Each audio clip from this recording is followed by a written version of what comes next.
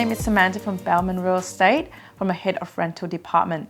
Our aim today here is to provide you as much information as possible towards your rental journey. So here today, there are 3 key points we're going to talk about.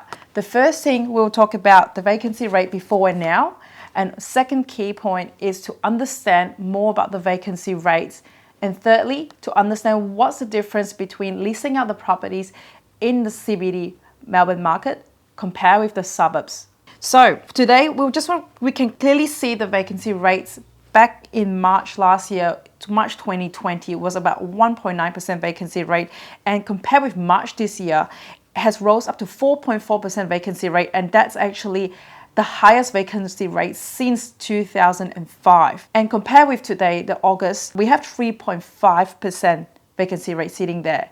Now, first of all, why is the vacancy rate so important? That comes to the second question. When you understand about the vacancy rates, according to the REIV website, you actually could see currently in August 2021, in the metro area, we're sitting at 5.7%.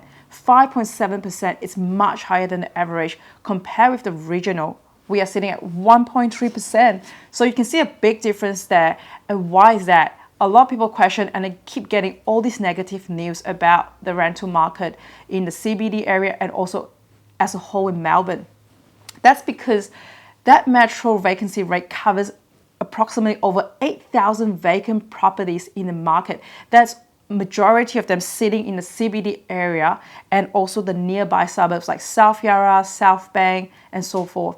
So what does that figures actually means? It actually means that, well, it doesn't really mean that the suburb are not doing well. In fact, they're actually doing pretty well here. For example, with one property we've just been leased out in just 4 days, 15 Lansdale Crescent in Wantirna South.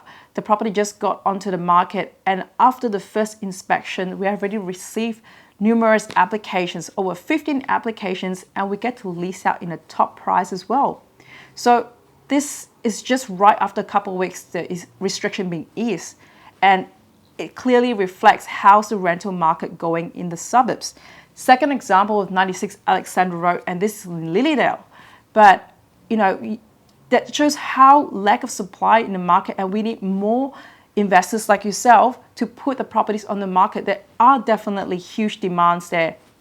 And the applications are basically coming like no tomorrow. So it is a perfect timing to list out a property in the suburbs. The third point here, we're going to talk about what's the difference in terms of leasing out the property in the Melbourne CBD versus the suburbs market. Now in Melbourne CBD, if you're looking to rent out your property, it's very, very important that you know and understand the brand new apartments settling in the area. And obviously that affects the prices you're going to put on the market to lease out the property as soon as possible.